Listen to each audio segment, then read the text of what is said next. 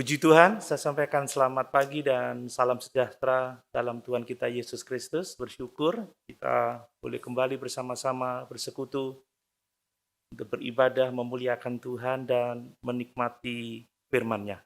Mari kita membaca firman Tuhan dari Kitab Maliakhi pasal yang keempat. Kita akan membaca ayat 1 sampai ayat yang ketiga. Mari kita berdiri. Maliakhi pasal 4 ayat 1 sampai ayat yang ketiga. Saya membaca untuk kita sekalian. Demikian firman Tuhan. Bahwa sesungguhnya hari itu datang, menyala seperti perapian, maka semua orang gegabah dan setiap orang yang berbuat fasik menjadi seperti jerami, dan akan terbakar oleh hari yang datang itu, firman Tuhan semesta alam, sampai tidak ditinggalkannya akar dan cabang mereka. Tetapi kamu yang takut akan namaku, bagimu akan terbit surya kebenaran dengan kesembuhan pada sayapnya. Kamu akan keluar dan berjingkrak-jingkrak seperti anak lembu lepas kandang. Kamu akan menginjak-injak orang-orang fasik, sebab mereka akan menjadi abu di bawah telapak kakimu pada hari yang kusiapkan itu, firman Tuhan semesta alam. Haleluya. Bapak, Ibu, Saudara yang dikasihi oleh Tuhan, tidak berlebihan untuk mengatakan bahwa akhir zaman sudah dekat. Kedatangan Tuhan kita Yesus Kristus tidak akan lama lagi. Dan Tuhan Yesus akan datang untuk menghakimi semua orang, baik yang hidup maupun yang mati. Semua orang harus mempertanggungjawabkan apa yang dia telah berbuat di atas muka bumi ini. Kalau kita melihat kondisi zaman sekarang ini yang semakin tidak menentu, pandemi masih ada, sekalipun mungkin nanti ada rencana untuk diubah menjadi endemi, tetapi sesungguhnya virus itu masih tetap ada.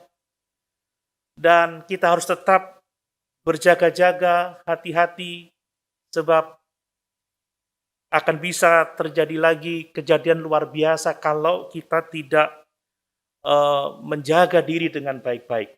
Tidak hanya itu, saudara, pandemi belum selesai. Kita sudah melihat perang Rusia dan Ukraina.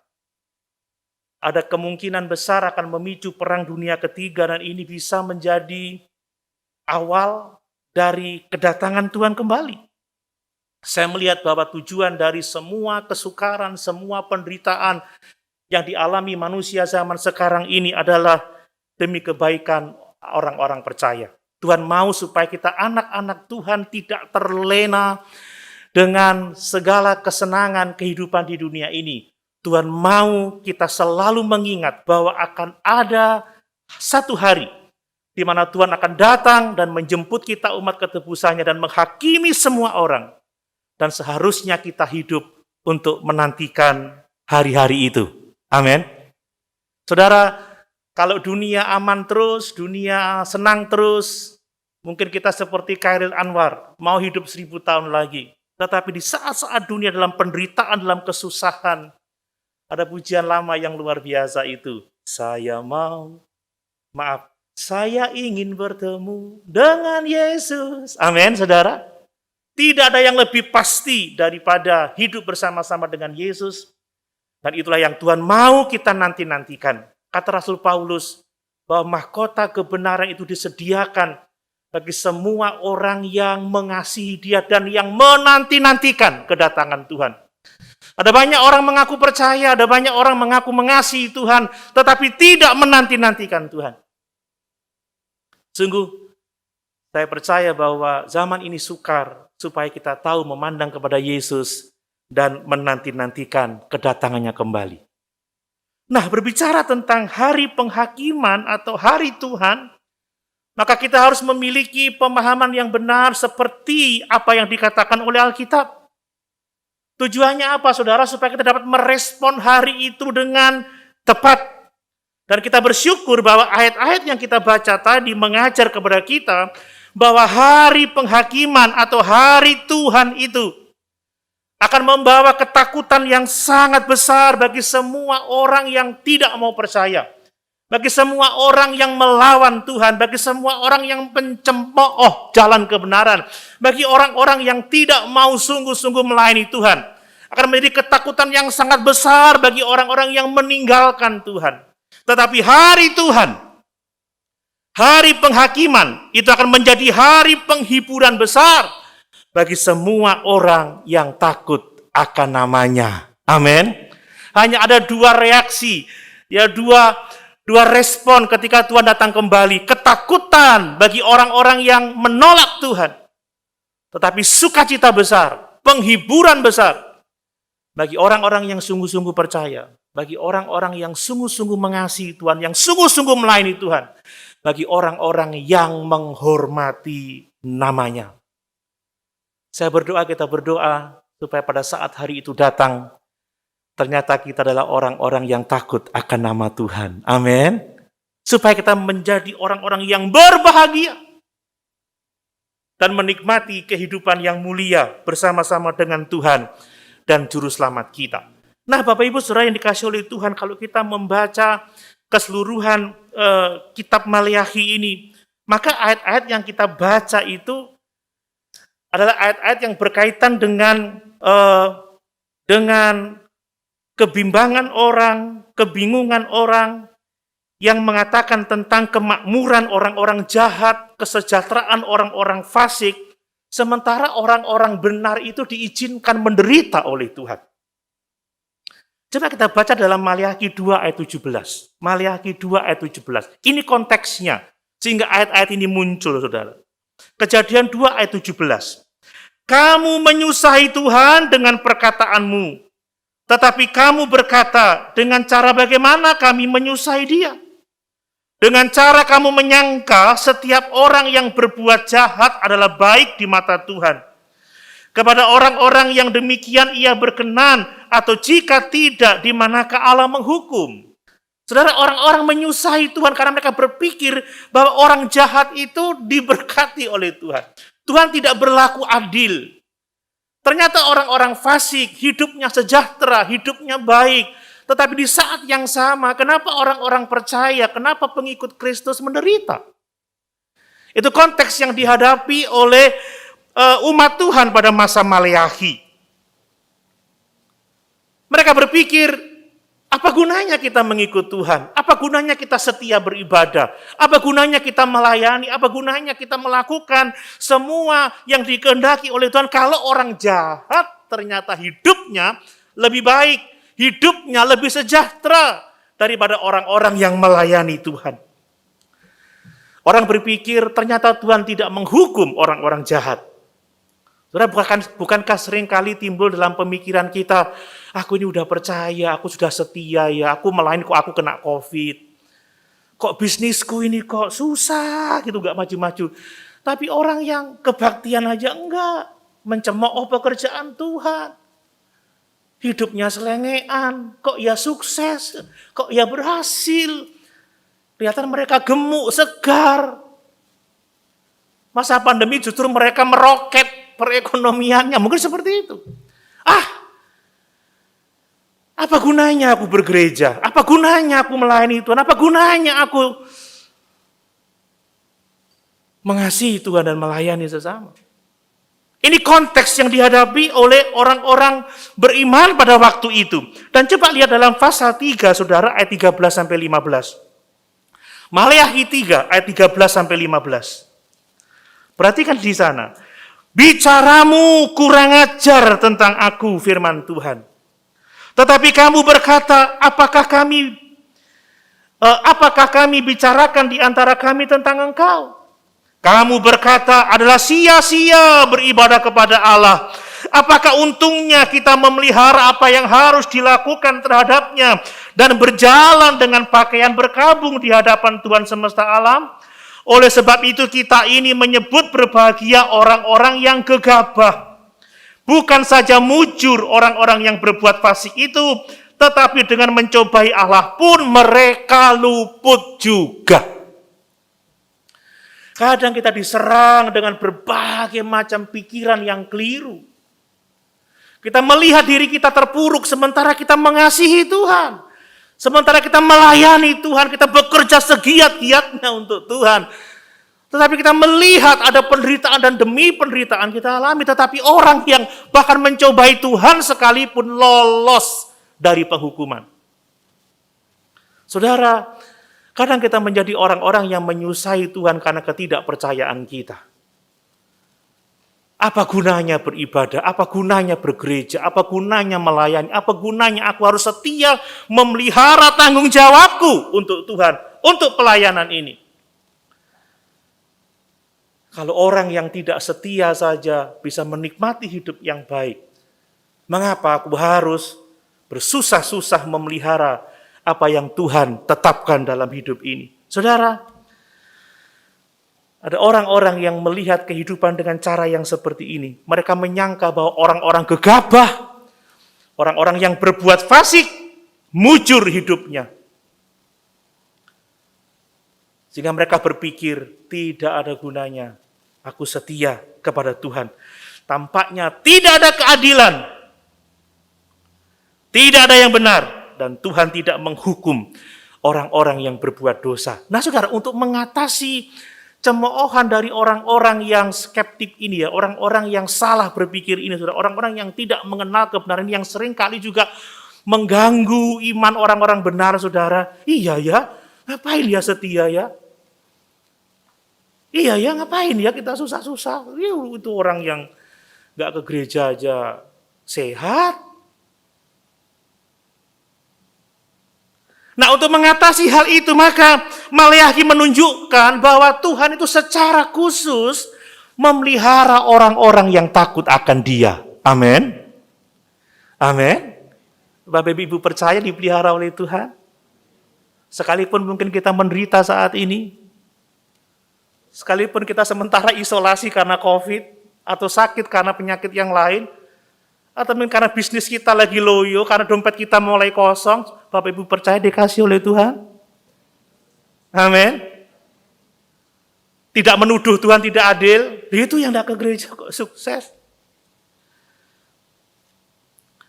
Maleakhi mengingatkan bahwa sebenarnya orang-orang yang takut akan Tuhan adalah harta kesayangan Tuhan, milik kepunyaan yang dikasihi Tuhan. Apapun keadaan mereka pada waktu itu.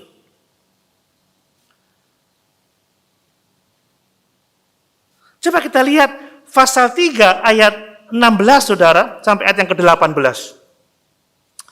Beginilah berbicara satu sama lain orang-orang yang takut akan Tuhan. Tuhan memperhatikan dan mendengarnya. Sebuah kitab peringatan ditulis di hadapannya bagi orang-orang yang takut akan Tuhan dan bagi orang-orang yang menghormati namanya. Mereka akan menjadi milik kesayanganku sendiri, firman Tuhan. Firman Tuhan semesta alam, pada hari yang kusiapkan, aku akan mengasihani mereka sama seperti seorang menyayangi anaknya yang melayani dia. Maka kamu akan melihat kembali perbedaan antara orang benar dan orang fasik, antara orang yang beribadah kepada Allah dan orang yang tidak beribadah kepadanya. Amin. Mungkin kita tidak melihat perbedaan antara orang saleh dan orang fasik, antara orang yang beribadah dan yang tidak beribadah sekarang, tetapi pada waktu Tuhan itu akan dinyatakan, saudara. Ada perbedaan yang sangat besar bagi orang-orang yang mau melayani Tuhan dan orang-orang yang berbuat kejahatan. Dan perbedaan itu akan nyata pada hari penghakiman. Hari di mana Tuhan akan menghanguskan orang fasik seperti perapian menghanguskan jerami, saudara. Bahkan sampai tidak tertinggal cabang dan akarnya. Mereka akan hilang, musnah. Tetapi Bersyukur kepada Tuhan, orang-orang yang takut akan Tuhan, orang-orang yang mengasihi Tuhan, orang-orang yang melayani Tuhan, akan beroleh kemenangan pada hari kedatangan Tuhan kembali. Amin. Ada penghiburan yang besar, ada kemenangan yang besar. Jadi ayat-ayat ini menghibur orang-orang yang terganggu, yang merasa gelisah karena melihat kehidupan orang fasik. Kok kelihatannya sukses, menyenangkan, tapi ingat saudara, ada waktunya mereka akan hilang lenyap. Amin. Dan orang-orang yang merasa tenang, aku ngapain aku gini aja, aku nggak berdoa aja sukses. Aku nggak pernah ngasih apa-apa, sukses, aku diberkati. Pikirnya dia, tapi Tuhan mengganggu mereka, ternyata orang-orang yang seperti itu akan dihanguskan seperti jerami dalam perapian. Mari saudara, kita mau belajar dengan sungguh-sungguh bahwa sekalipun mungkin sekarang ini kita tidak melihat perbedaan antara orang yang melayani Tuhan dengan yang tidak melayani Tuhan. Orang yang mencemooh Tuhan, alah ngapain rajin-rajin sepokok teko. Alah ngapain kamu setia oleh yopo, saudara ya. Nang omah kok padha ae. Nanti akan kelihatan. Amin saudara. Panggilan kita setia sekalipun keadaan kita sukar. Setia mengasihi Tuhan, setia melayani Tuhan, setia beribadah, setia berdoa. Jangan ikuti contoh-contoh yang tidak benar itu. Karena nanti saudara, pada hari yang disiapkan oleh Tuhan, kalau kita takut akan nama Tuhan, kalau kita setia kepadanya, kita akan bergirang oleh karena berkat-berkat kemenangan dari Tuhan. Tetapi orang yang sembrono, orang yang gegabah, orang yang berbuat fasik, orang-orang fasik, mereka akan dihanguskan oleh Tuhan. Makanya saudara, mata kita harus tertuju kepada Tuhan Yesus dan tertuju kepada orang-orang benarnya. Bukan melihat orang-orang yang tidak setia, orang-orang yang hidupnya sembrono. Supaya di masa-masa sukar ini, kita tetap setia di dalam Tuhan. Amin. Nah, saya akan menerangkan secara lebih detail, saudara ya. Perhatikan yang pertama, saudara, bahwa penghakiman atau hari Tuhan itu akan membawa ketakutan yang sangat besar bagi orang-orang yang mencemooh Tuhan. Bagi orang-orang sembrono, bagi orang-orang gegabah, bagi orang-orang yang tidak melayani Tuhan, bagi orang-orang yang menyepelekan Tuhan, yang tidak menghormati namanya. Sekali lagi, pasal 4 ayat 1, bahwa sesungguhnya hari itu datang, menyala seperti perapian, maka semua orang gegabah dan setiap orang yang berbuat fasik menjadi seperti jerami, dan akan terbakar oleh hari yang datang itu, firman Tuhan semesta alam, sampai tidak ditinggalkannya akar dan cabang mereka. Dan ini hari yang menakutkan bagi orang-orang disebut gegabah. Saya membaca dalam terjemahan bahasa Inggris itu arogan.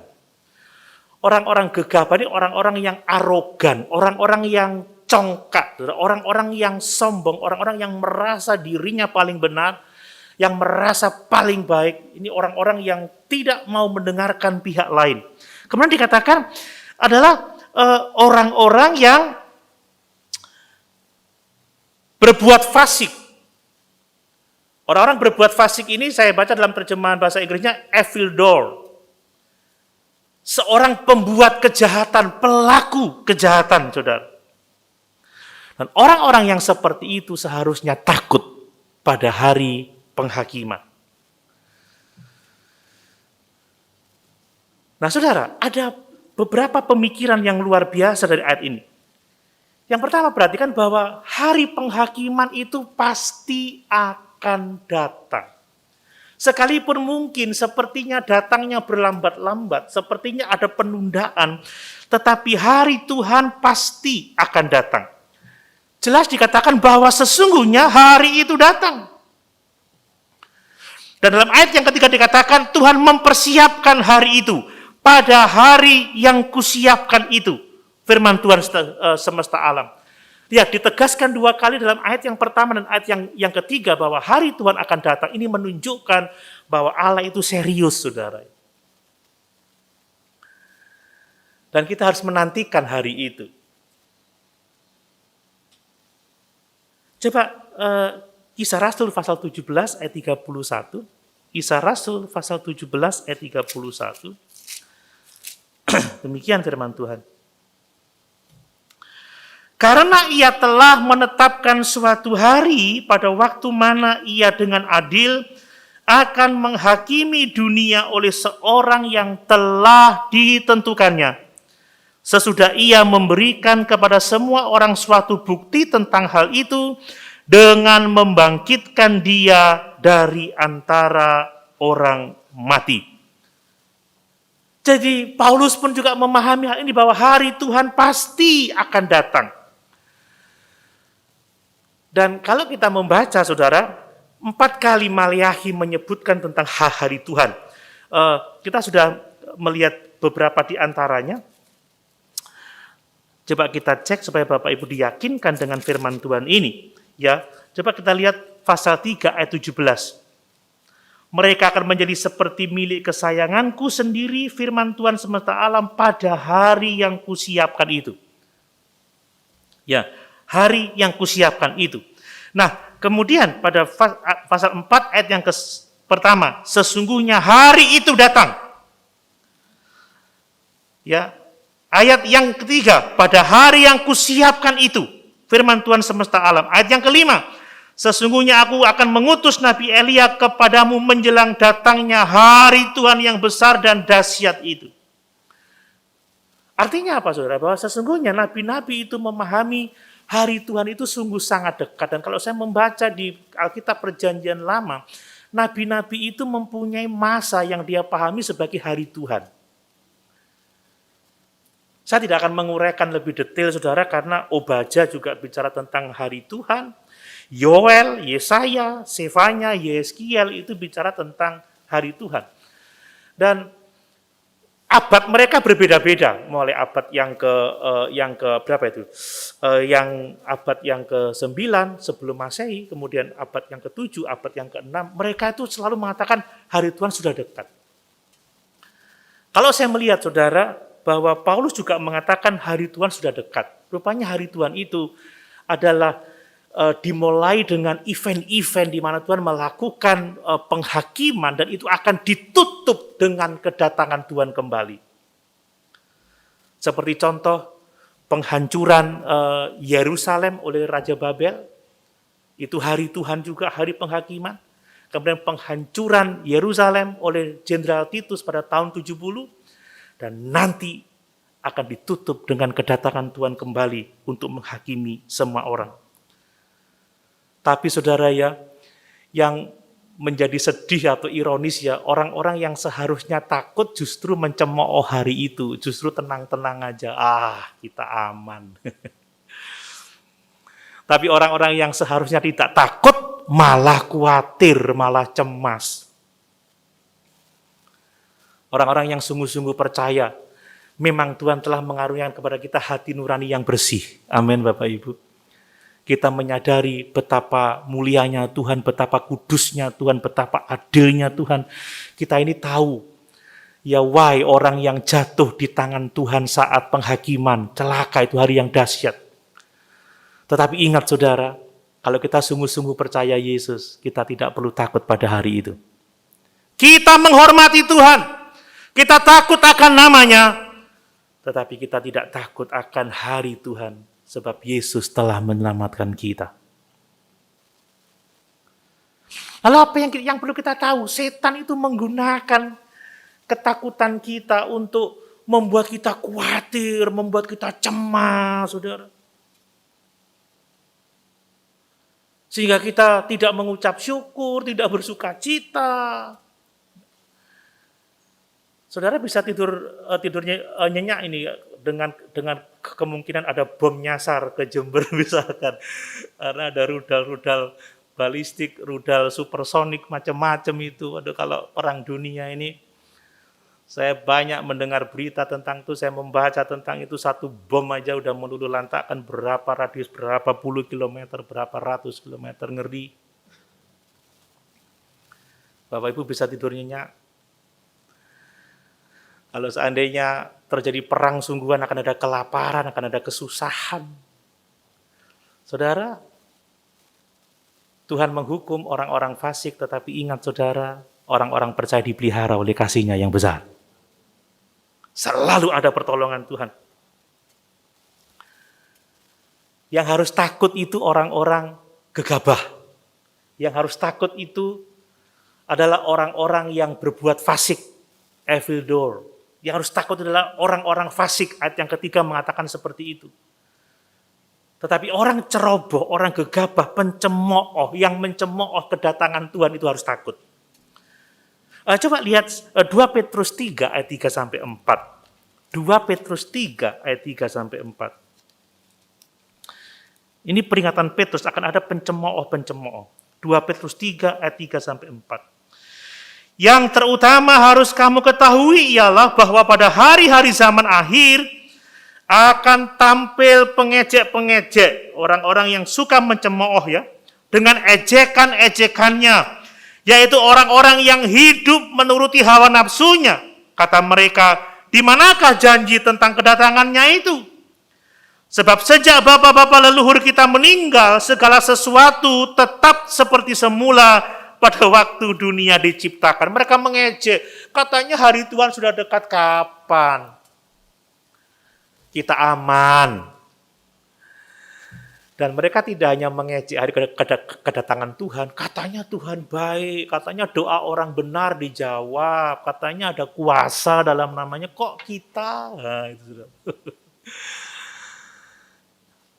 Saudara, kalau ada orang-orang yang memprovokasi saudara untuk tidak mempercayai Tuhan, untuk mengejek Tuhan, tengking dalam nama Yesus. Amin. Amin. Kamu lu dari dulu sampai sekarang tak lihat kok gak ono enak, ya masih setia, mana Tuhanmu berkuasa? Melok aku ay.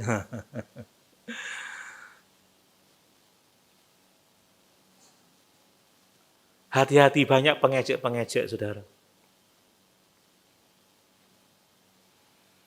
Tidak hanya Tuhan yang diejek, gereja kita juga diejek, diomongin, dicemooh. Kita diejek juga. Tapi orang-orang seperti itu harus takut, saudara. Ingat kitab Wahyu, orang-orang pengejek-pengejek ini mereka terlena dengan segala kesenangan dunia. Tapi tiba-tiba dalam 1 jam mereka dihakimi oleh Tuhan dan mereka lenyap. Saudara bisa membaca di kitab Wahyu pasal 18 tentang Babel yang dihakimi, dihancurkan oleh Tuhan. Pemazmur juga mengatakan orang-orang fasik itu ditempatkan di lereng-lereng licin, saudara. Mereka kelihatan gemuk, segar, tapi tidak lama tergelincir dan hilang lenyap. Pengejek-pengejek, pemfitnah-pemfitnah, pencemooh-pencemooh akan segera dilenyapkan oleh Tuhan. Tetapi orang yang takut akan Tuhan tetap hidup untuk selama-lamanya. Ini luar biasa. Jadi peringatan Tuhan jelas, saudara. Hari Tuhan akan datang. Entahkah sekarang ditunda atau mungkin berlambat-lambat. Hari itu akan datang. Tuhan telah menyiapkan hari itu. Dan Tuhan tidak pernah berdusta.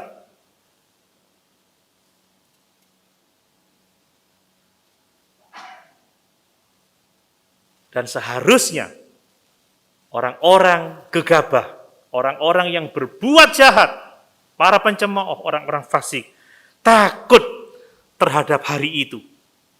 Mereka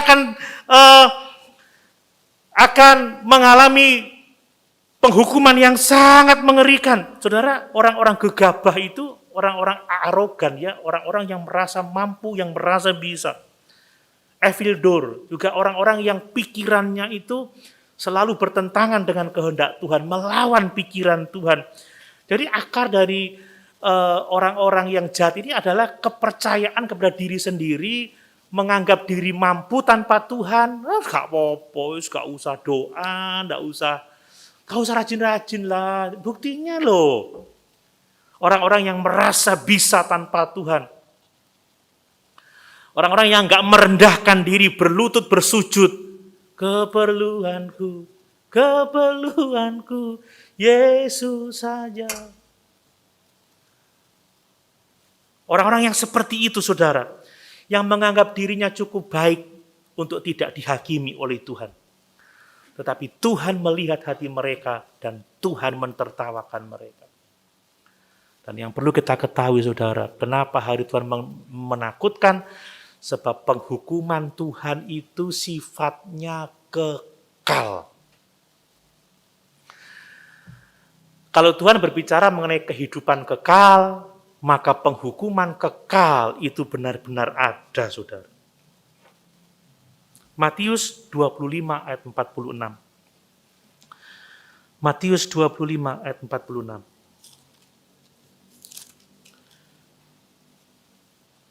Demikian firman Tuhan. Dan mereka ini akan masuk ke tempat siksaan yang kekal, tetapi orang benar ke dalam hidup yang kekal. Amin. Ini yang seharusnya membuat orang-orang gegabah ini takut, saudara. Orang-orang yang berlaku fasik, orang-orang fasik pembuat kejahatan. Karena penghukumannya kekal. Selama-lamanya. Kalau kita membaca dalam Wahyu pasal 20, maka kita melihat bahwa iblis, binatang, dan nabi palsu akan dilemparkan ke dalam lautan api yang menyala-nyala siang dan malam untuk waktu yang tidak terbatas. Markus menuliskan barang siapa namanya tidak tercatat dalam buku kehidupan akan dilemparkan ke lautan api untuk selama-lamanya siang dan malam, di mana ulatnya tidak akan pernah mati, saudara. Apinya tidak akan pernah mati.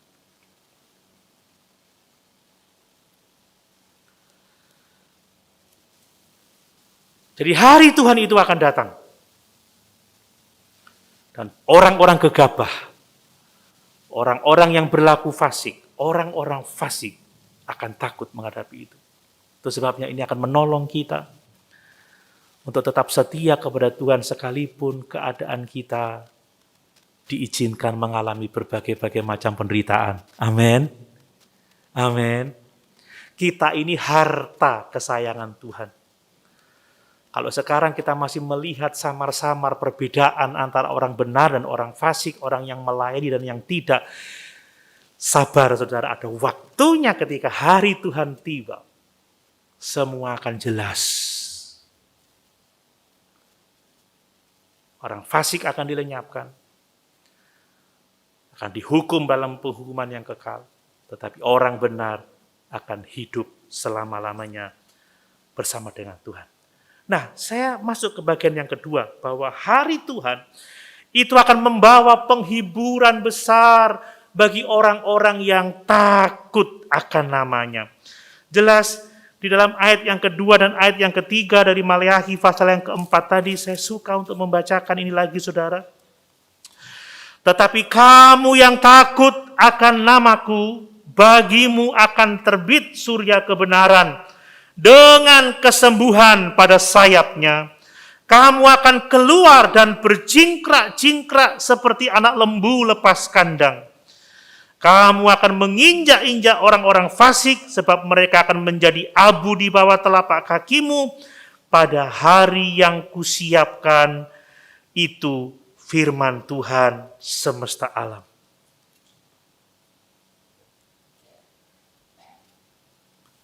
Tuhan menghibur orang-orang yang setia kepadanya.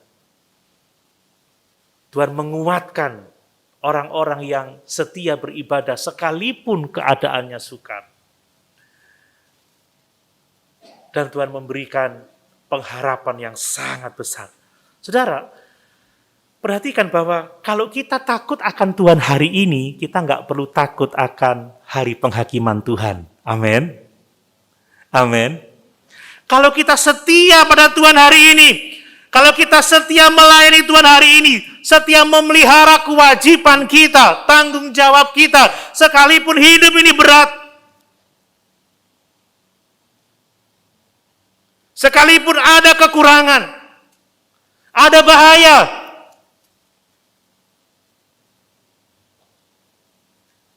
Tuhan akan memberikan kemenangan yang sangat luar biasa.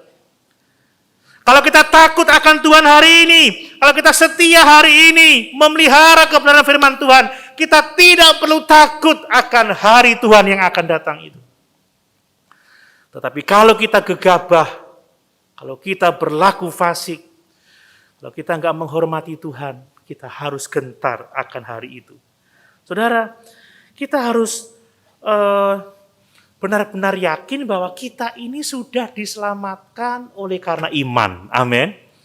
Kita dibenarkan oleh karena iman. Bapak Ibu bisa membaca di dalam Roma pasal 8 ayat yang pertama. Roma pasal 8 ayat yang pertama. Roma pasal 8 ayat yang pertama. Demikianlah sekarang tidak ada penghukuman bagi mereka yang ada di dalam Kristus Yesus. Kenapa? Karena Yesus telah memikul dosa-dosa kita di dalam tubuhnya sendiri di kayu salib. Dia telah membenarkan kita. Dia telah melahirkan kita kembali. Dia telah menjadikan kita ciptaan yang baru, yang lama sudah berlalu, sesungguhnya yang baru sudah datang. Kita tetap harus hidup dalam takut akan Tuhan, kita menghormati Tuhan, tetapi kita tidak takut pada hari yang akan datang itu. Kita tidak takut pada hari penghakiman itu. Bahkan kalau kita harus mati sebelum hari penghakiman itu, kita tidak perlu takut menghadapi kematian kita. Amin, saudara.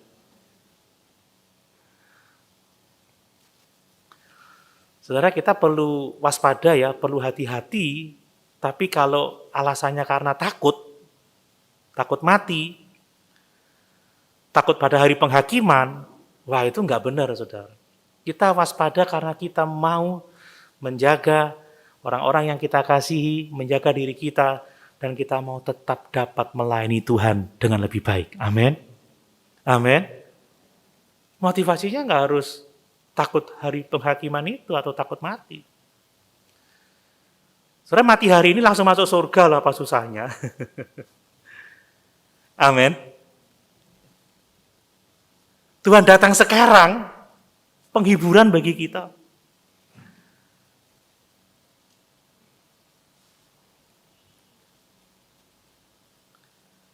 Kita waspada karena kita mengasihi Tuhan dan mengasihi sesama. Kita mau efektif, kita mau efisien bagi Tuhan. Tapi bukan karena kita takut pada hari itu. Atau takut pada hari kematian kita. Justru kalau kita memahami kematian adalah pintu gerbang emas menuju kepada kekekalan. Kata Paulus, aku telah siap. Lebih baik aku beralih dari tubuh ini untuk menetap pada Tuhan. Sekarang telah tersedia bagiku mahkota kebenaran. Bukan hanya bagiku, tetapi bagi semua orang yang merindukan kedatangannya. Kita hidup menghormati Tuhan. Kita takut akan Tuhan, kita takut akan namanya, tetapi kita tidak takut pada hari Tuhan itu. Allah sudah menghakimi dosa kita di dalam Kristus Yesus. Sehingga tidak ada lagi penghukuman bagi orang yang percaya kepada Tuhan Yesus Kristus. Amin. Makanya sekalipun kita diizinkan menderita hari ini, saudara, tetap setia tinggal dalam iman. Takut akan Tuhan, layani Tuhan, setia beribadah, lakukan kewajibanmu. Mungkin orang mencemooh, silahkan. Memang perbedaannya nggak jelas sekarang.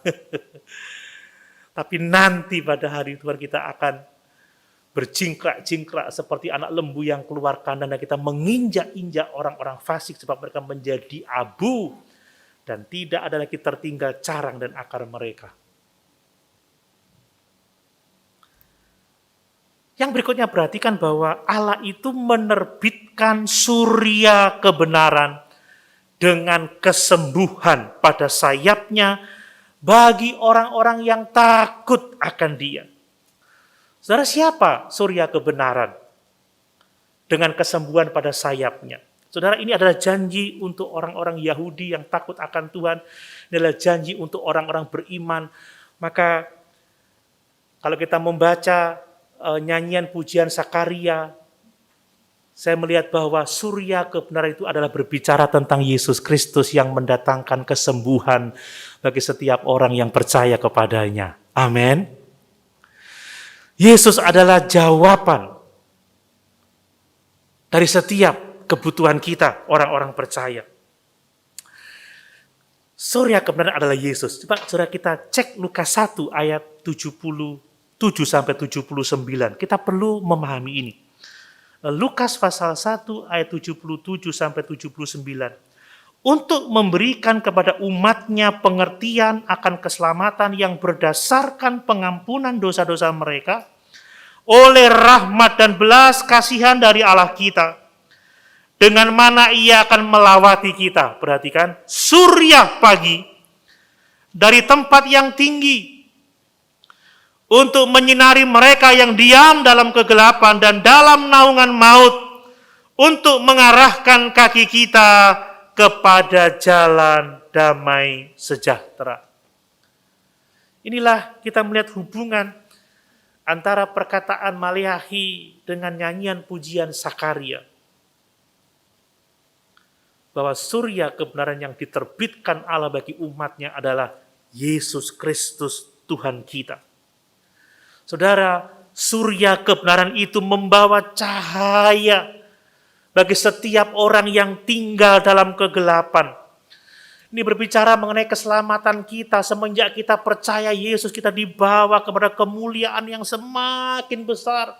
Kita menuju kepada terang yang ajaib itu, saudara. Surya kebenaran membawa terang bagi manusia yang hidup dalam kegelapan. Di luar Kristus kita hidup dalam kegelapan. Kita buta, kita tidak mengenal kebenaran. Hanya Yesus yang sanggup membuka mata rohani kita untuk melihat cahaya kemuliaan Tuhan dan untuk menikmati kebenaran dalam kehidupan kita. Yesus berkata, "Akulah terang dunia.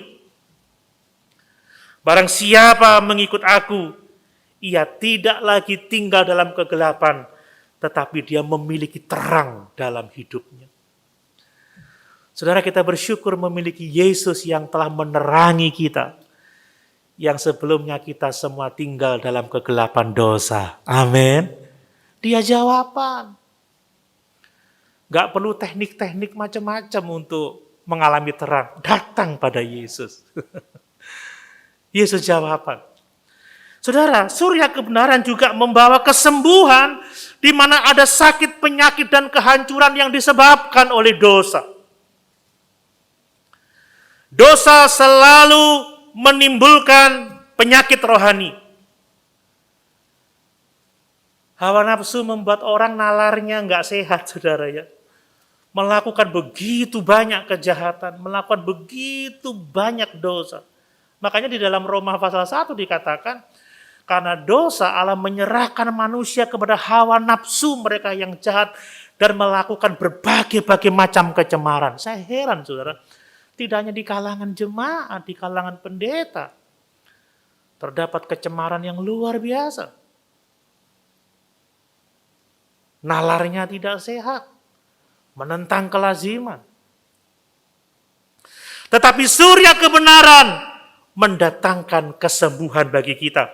Karena dia yang telah membebaskan kita dari dosa-dosa kita, memindahkan kita dari kegelapan ke dalam kerajaan anaknya yang kekasih.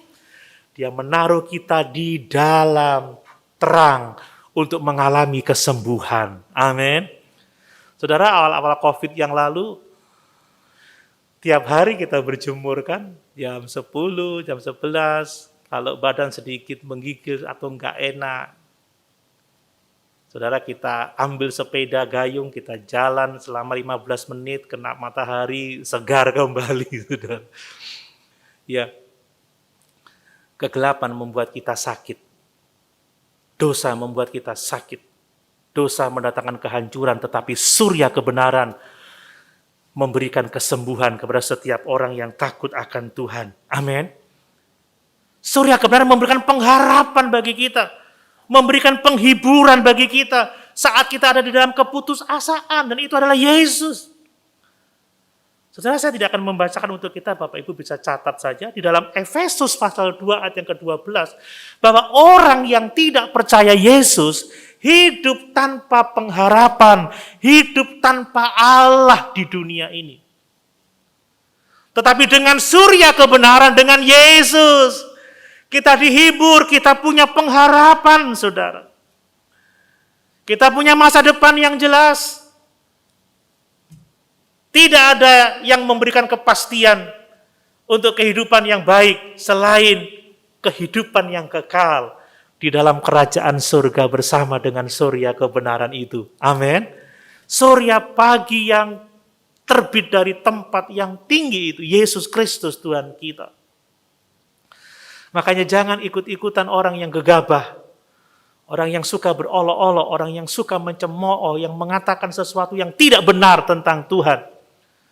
Bahwa Tuhan berlaku tidak adil, orang fasik bisa hidup sejahtera. Ingat saudara, ada pada hari yang Tuhan siapkan, kita akan melihat bahwa orang-orang benar yang memiliki pengharapan itu. Nah, surya kebenaran itu memberikan kebahagiaan, saudara. Saya senang membaca ayat itu, saudara. Mungkin Bapak Ibu yang tidak pernah tinggal di desa nggak mengerti cerita ini ya. Dikatakan ayat yang keberapa itu?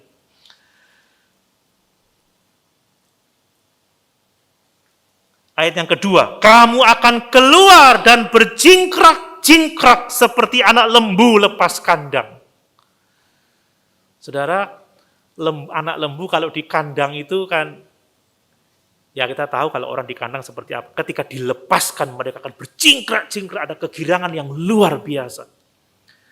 Ketika pada harinya Tuhan memberikan kepada kita yang patut kita terima, kita akan kegirangan dengan luar biasa. Sehingga penderitaan yang kita alami karena Tuhan tidak akan teringat sama sekali. Tuhan menghapuskan semua jejak penderitaan itu.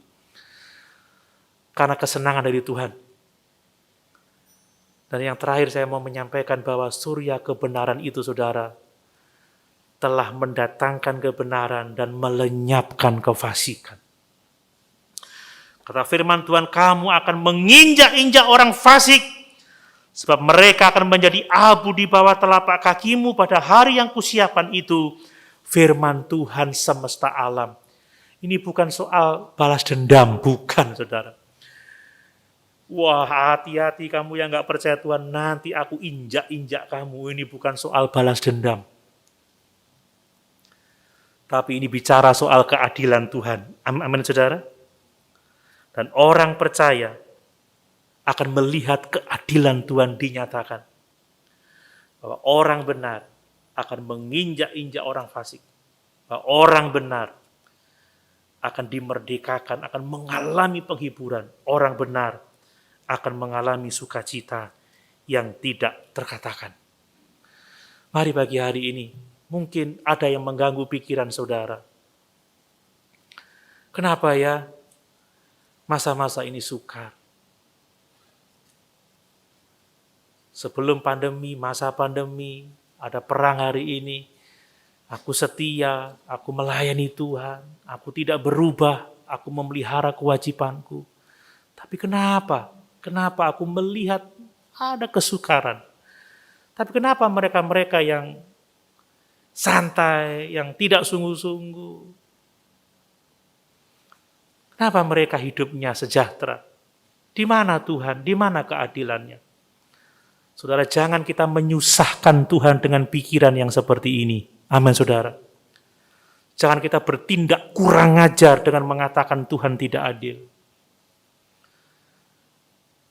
Tuhan mau kita tahu, apapun keadaan kita yang takut akan Tuhan, kita milik kesayangan Tuhan.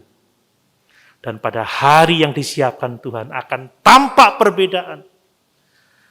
Orang-orang yang takut akan Tuhan, orang-orang yang memusuhi Tuhan, orang-orang yang beribadah dan orang-orang yang tidak beribadah, orang-orang yang melayani dan yang tidak, akan ada perbedaan yang sangat besar. Karena orang fasik akan dihanguskan seperti jerami dalam perapian, tetapi orang benar akan keluar berjingkrak-jingkrak seperti anak lembu keluar dari kandang dan menginjak-injak orang-orang fasik. Amin. Mari sama-sama kita berdiri.